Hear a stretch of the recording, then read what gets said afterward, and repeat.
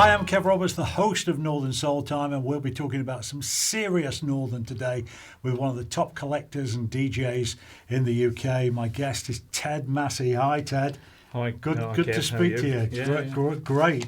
Yeah, good to be here. We've got a lot to talk about. We've got a connection with a particular record that you're going to play, and we need to know more about you because you're a guy that I've known for a long time, 40 odd years. But our paths don't cross that much because you're in a different part of the UK, and you kind of you're known to me now as the M5 guy because you're so up and down there, aren't you? That M5, M6, M5, M6, yeah, M1 as well to north, all over the place. So we're going to be talking about the state of Northern Soul 2025 from your perspective, and many other things too. But first of all, how did you get hooked on Northern Soul? Well, I got hooked on soul originally. Yeah. Probably early 60s. Oh, wow. I always liked the hard-edged type of stuff. Like, for instance, I didn't like the Beatles, but I liked the Rolling Stones. Okay. I like the Kinks, especially things like You Really Got Me, that sort of thing. So I liked that R&B touch to it. And Louie Louie, the Kingsman, of course, type of record. Yeah. And I used to go to parties, and there was always Motown there. There was always Stax, Atlantic stuff, Party Sevens, as everybody had in them days. And they all used to write their name on them, didn't they, in those days as well? And then we had the Party 7 booze as well, you know. With the Double Diamond or whatever it was. Double Diamond, yeah. I started to go to places like Le Metro in Birmingham. Okay. Which was a Wednesday night, which was supposedly rare soul, which was music being played probably at the same time it was played at the Twisted Wheel. So it's things like Mr. Bang Bang Man at the Discotheque, that sort of stuff. Yeah. Carl Dean used to DJ there, Farmer Carl, and a bloke called Pete James, I think. Okay. They used to do a Sunday night one as well. The Metro was in Livery Street, and it was underneath the railway tracks. And they'd got these buttresses, brick buttresses going up, and they used to put bottles on the buttresses. And as the trains went over, all the bottles rattled. You could see the things moving. It's quite strange, So that was interesting. And then, of course, I started going to the Rainbow Suite in Birmingham, which is above the Co-op, right in the city centre. And that's where I heard this record that's sitting in front of us. It's one of the greats, isn't it? Tightrope by Inez and Charlie Fox. Yeah. Just a fantastic song. It still sounds great today, doesn't it? The other record I used to hear as well was the thing that you never hear is Sam and Dave Said I Wasn't Going to Tell Nobody. That was another record that nobody ever heard. No, you don't hear it. It was on Atlantic, wasn't it? On Atlantic, and I managed to get one eventually. But the Inez and Charlie Fox is a fantastic record. I still play it now and again, and I play it with Naughty Boy, Jackie Day. Jackie Day, because it's very similar beat to it. So.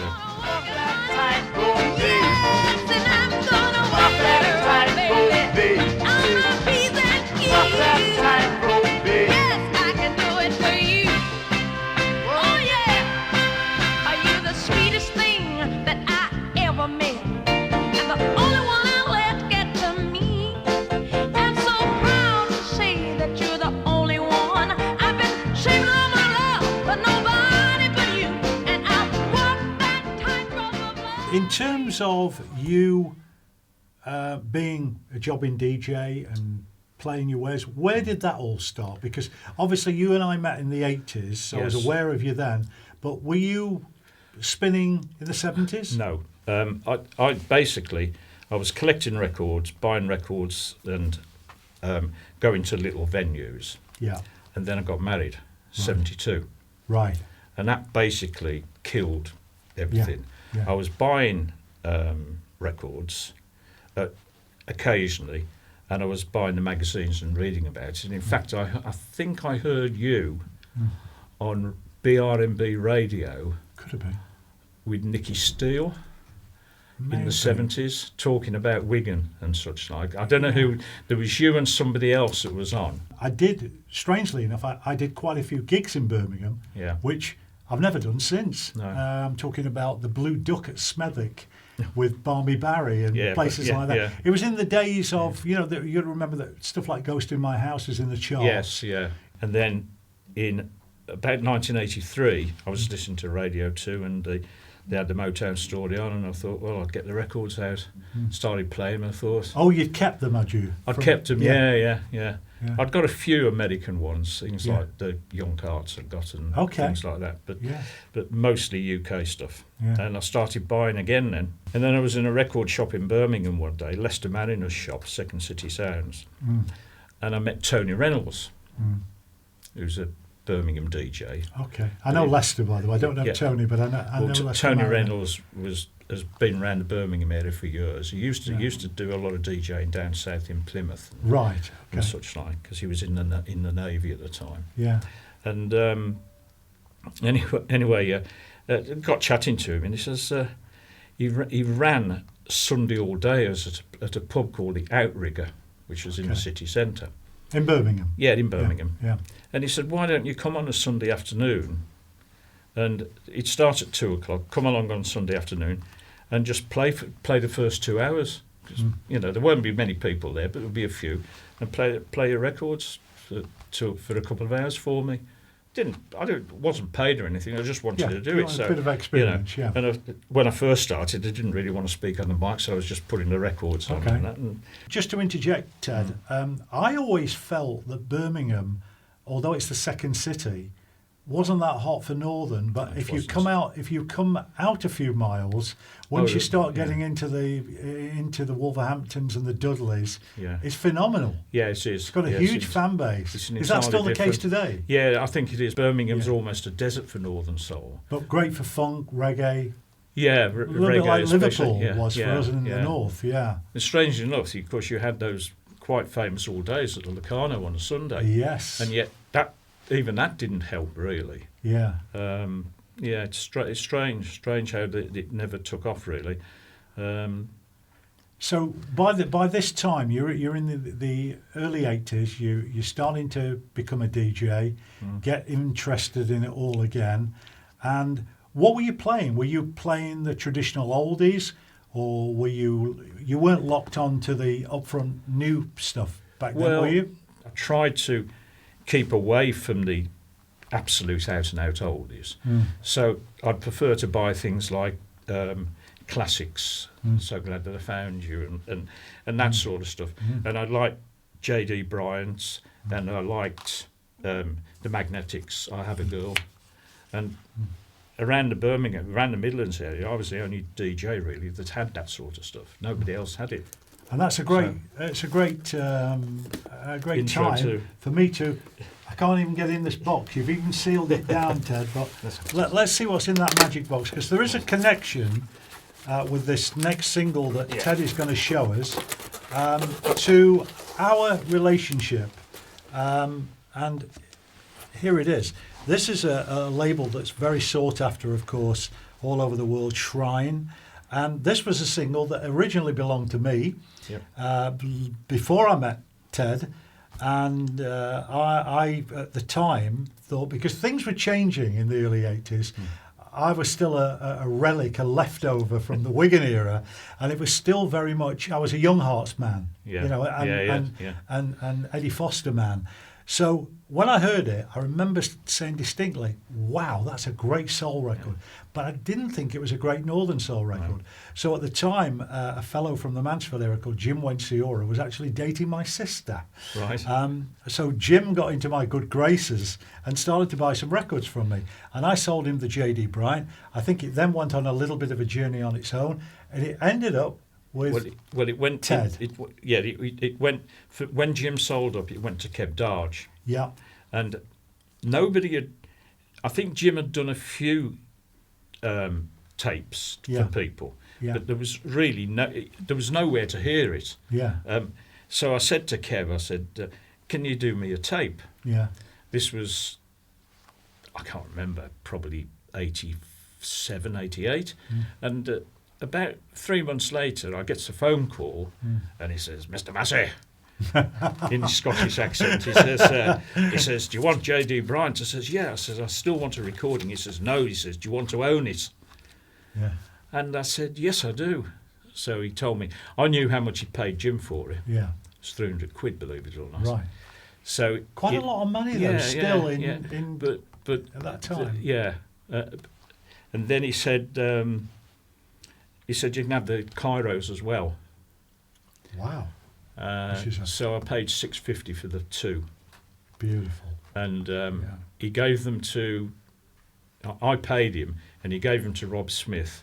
And I went over to Rob Smith's shop, hoping that he didn't lose the records. We've come 360 degrees. That was my shop, right? Originally, So that record there is the one that if anybody plays J.D. Bryant on a reissue, on a CD, they were all recorded off that record. Wow. In Sizedon in Leicestershire.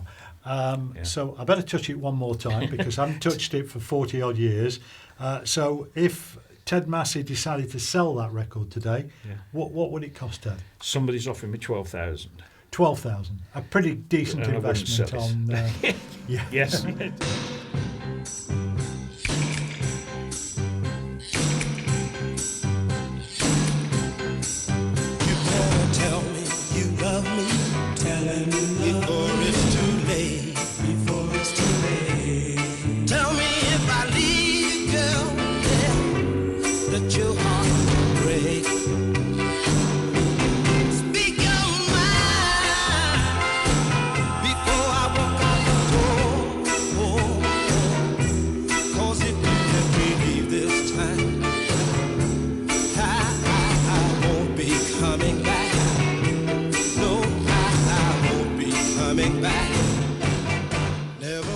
So Ted, what's your take on the scene today?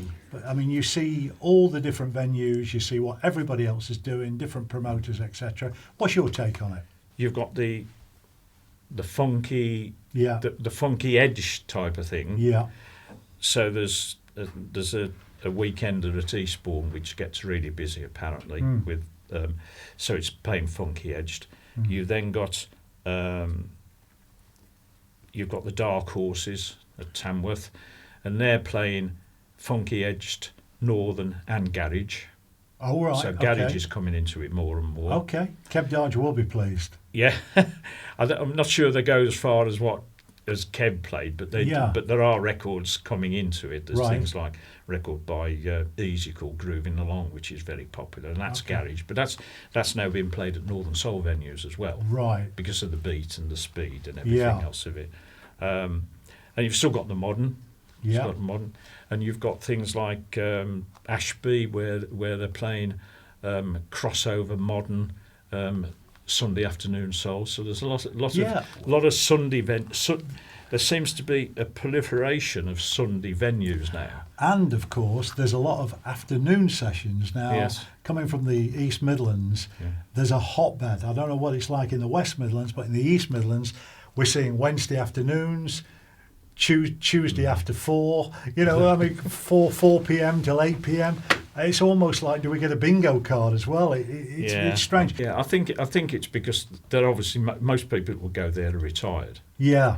Because they're not working, so and that's why the Sunday afternoon ones have become popular, because people that are retired, they don't need to work on them. They don't have to go to work on the Monday now either. So, but there's a lot of good music played at those venues. Yeah. But there's now this club down in Bristol called Bristol Soul Club. Of course, I've done it. I know and it. Pretty well everybody is early 20s. Yes, they are. So that's a relief in a way, because at least having that 30, because that's basically a 30-year gap, because you've got the 50-year-olds or 45 to 50-year-olds, then you've got a big gap down to the ones who are in the 20s. So hopefully they'll replace the or help the scene along to keep it going, because otherwise, because we're all getting old, no doubt about it. Previous guest, also from the West Midlands, Pete Smith, I didn't ask him this question, I should have done, so I'll ask it you now. When we've all gone, Ted, will our records be worth anything, in your opinion?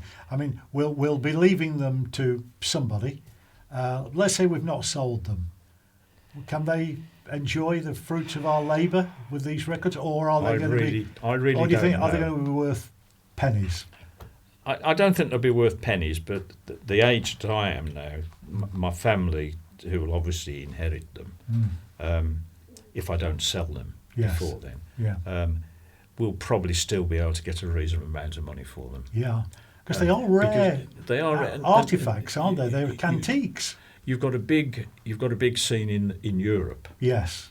And most of the Europeans are 30s, 40s. Yeah. So they're going to be able to afford to buy them and keep the scene going there. Japan is still buying records, and some of the Americans are wanting the records back. I've noticed some playlists and collections of people over in America who are posting on Facebook who are buying some of the stuff that would normally be sold in the UK. So I think the scene is going to continue. There's no doubt about that. It'll continue in one way or another. Do you still have a wants list?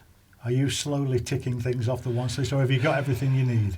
Well, we're going to get on to the other issue shortly. Yes. But I made a rule that I wouldn't buy anything back. Right. That I you once had gone. That you once had. Yeah. So I'm only buying stuff that I've never had before, or that I had in the 80s and stupidly let go. Right. I can't remember. I can't list the amount of records that I bought back that I've had 2 or 3 copies of. Right. I mean, I've just bought Aaron Domain back. Right. Silent Treatment. Which I sold years ago. Yeah. Now, and I'm buying things like. I bought a record by Thomas Hall recently on Triode. Right. Which is totally unknown. Yeah, Never had it before. I know that label very well, by the way. Yes, but this. Yeah, I've never seen it. No, totally unknown. Yeah, Harlem Rumble is on it, isn't it? Yes, it is. Yeah, That's and Johnny Honeycutt. Johnny Honeycutt, of course. Yeah. And so I'm buying stuff that I've never had before. Unfortunately, of course, a lot of the stuff that I never had before is probably on the rarer end, and it's costing me a lot of money to buy them. So. Going to take a short break, and we'll be back talking to Ted Massey.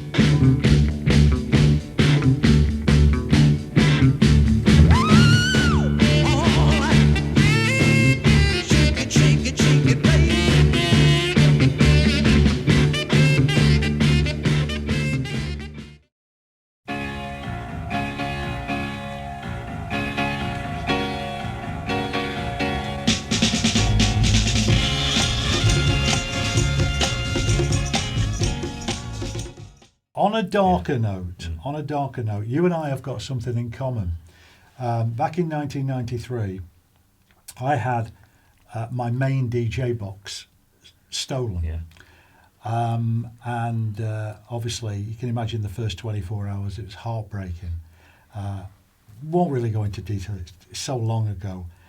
I was very, very fortunate, a very fortunate DJ, very fortunate man, to get my records back. Again, another story. You, in more recent times, have had records stolen and not had them back. I'm sure, well, it doesn't bear thinking about, to be quite honest with you, but it's gut-wrenching, isn't it? And I hear a lot of stories about records being stolen now. Is it just because of the value, the awareness, everybody knows on the internet, they can see the prices? What do you think it is, Ted? Well, my feelings for me alone was that I was targeted by somebody who they weren't the people who broke into my house and stole the records were employed by somebody to do this. Right. In the hope that maybe they would stop me from DJing. Because I wouldn't have the records that I could DJ with. Right. And that almost certainly that is what I feel. That's what you believe. What most of my friends and most of the people who know me believe as well, that's what happened. That they were actually stolen to order. Because the guys that broke in they might have been stealing Pericomo records for all they cared. They were paid £3,000 to do the job. Oh, wow. One of them was actually sent down. The police so there's been prosecutions. The police, the police did a good job and managed to follow the ARP cameras and the mobile phone records and followed to this guy's house. The 3 others involved, names were given, but unfortunately the police weren't able to connect them good enough. The police seem to have so much more. They have to be able to prove something so much more than they ever used to have to do. Without reasonable doubt. Without reasonable, they can't just go and arrest somebody now because they can be done for false arrest. Yes, So yes. they've actually got to have a real good reason to actually feel the collar of somebody nowadays. So even though I've got the names of the other 3 people that broke in, there's nothing the police can do. Sure. In general, though, with the value of Northern Soul, because let's face it, it must be the greatest underground in terms of value of records that we've ever seen.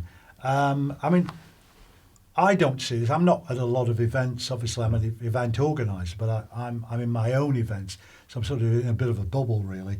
I mean, are there other stories about? Because if somebody steals something today from somebody of the calibre of yourself, they're not walking away with £100, are they? No. You know, these records are expensive. I think there are people that have had the occasional record taken from a box. Yeah. When they've been on the stage and the box is open and somebody's come up and they've missed one. I think, as I said, I was 100% targeted, and so I can't really say any more about the stolen records. Well, it look, was just one of those things. So. Let's hope and pray that there is a happy outcome somewhere. Somewhere, yeah. I mean, on that. I know that some have been sold. Yes. There's no doubt about that. And some have been disguised to be sold. Almost certain about that as well. Because there'd be no good sitting in somebody's box, or no good sitting on a shelf after they've been stolen. No, you know, they'll want to get some money back for them, won't they? Yeah, You know. but look, you've still got records, and it looks to me like you're out even more. I keep seeing your name more and more and more. Yeah, I think the bulk of the records that were stolen were of a particular type, Right. which was more the modern crossover. Oh, I see. There were some proper northern oldies like the John and the Weirdest and that sort of thing. Yeah. And Johnny Rogers, Yeah. but there was one box that had taken all the modern crossover stuff out, right. True Image and Right, I see. and Hamilton Movement, that sort Okay. of stuff. So there was Right. so those have gone. Mm. It's just one of those things. But it hasn't stopped me from DJing because I've still got some of the. That's other what I stuff. said. Yeah, Yeah, I mean, yeah. I'm seeing I mean, your name everywhere. Fortunately, that wasn't in the box. I didn't take that with me. Oh, yeah. You know. But- Yeah, that's good news. So where are you at the moment? I mean, as I say, I'm seeing your name. This is kind of a little bit like when I spoke with Pete Smith, the West Midlands record dealer earlier. Yeah. He's everywhere. I see his name everywhere. I see your name everywhere. I see your name more now than ever before. I think. Yeah, I mean, I do get. I do get a lot of bookings. Yeah. In fact, I sat there at Christmas and looked at my reminders on my phone, and I thought, I've got a few blank ones there, but a lot of those blank ones have been filled in. People are still filled. So, and I've started to get bookings in 26 as well. And when you go to these, But I'm saying God willing for those. what are they dancing? What are people dancing to from a Ted Massey set? What's working for you when you go out in general? I mean, I know though there's always going to be an extreme kind of a venue where you know it's they only want really rare records here. Yeah. But then you've got your regular oldies things. But what in general are you forever playing? Almost every set. I try not to, but I still play Eddie Parker almost every set. Okay, But I don't end with it anymore. Right. I'm now ending with Bob and Fred, I'll Be On My Way. Okay.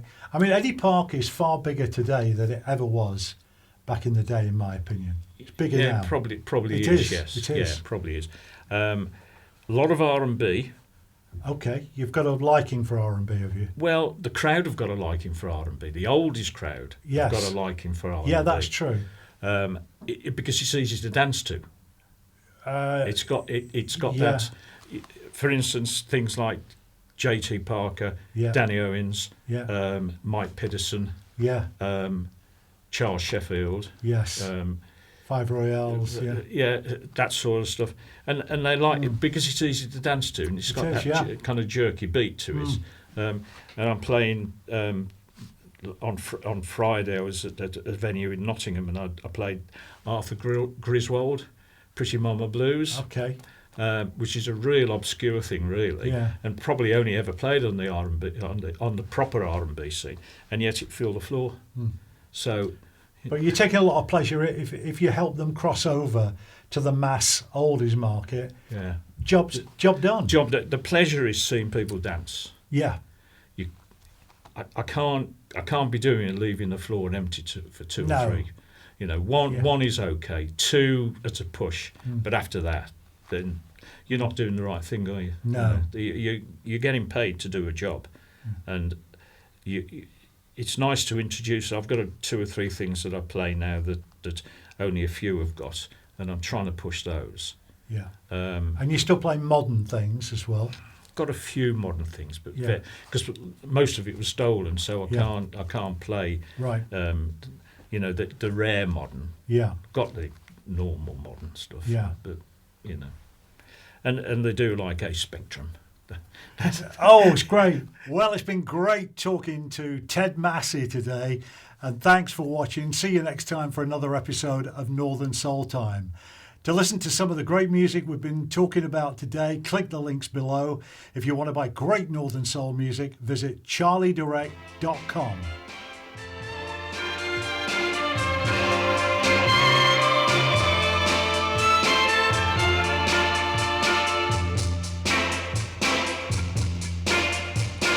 Guess I'll pack up and leave this old town.